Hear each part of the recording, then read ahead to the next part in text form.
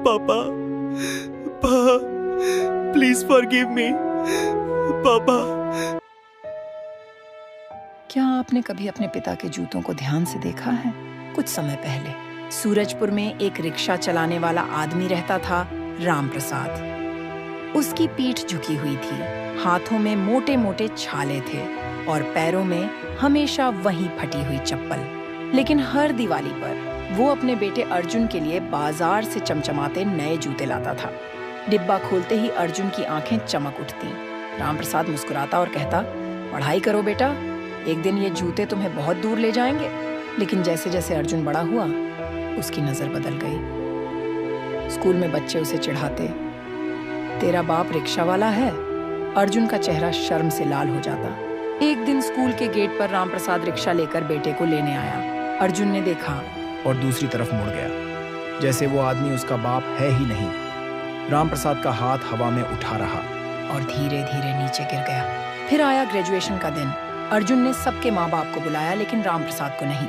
उसने कहा, पापा आप मत आना, लोग क्या सोचेंगे। राम प्रसाद ने कुछ नहीं कहा, बस मुस्कुराया और चुपचाप अपनी फटी चप्पल पहनकर रिक्शा चलाने निकल गया। उस रात राम प्रसाद ने खाना नहीं खाया।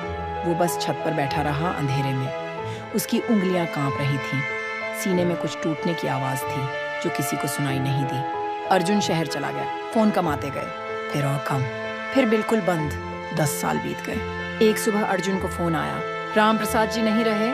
अर्जुन अब एक कामयाब बिजनेसमैन था। महंगी गाड़ी, महंगे जूते, महंगा सूट। जब वो सूरजपुर पहुंचा तो देखा एक टूटी चारपाई पर उसके पिता का शरीर लेटा था और उनके पैरों में वही चप्पल, वही फटी घिसी टूटी चप्पल, 20 साल पुरानी।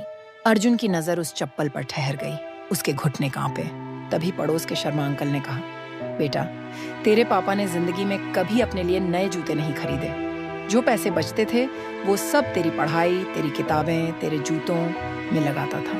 कहता था मेरे पैरों को जूतों की जरूरत नहीं, मेरे बेटे के पैरों को है। अर्जुन ने वो फटी चप्पल उठाई। उसके हाथ कांप रहे थे। उसने चप्पल को सीने से लगाया और जमीन पर बैठकर रो पड़ा।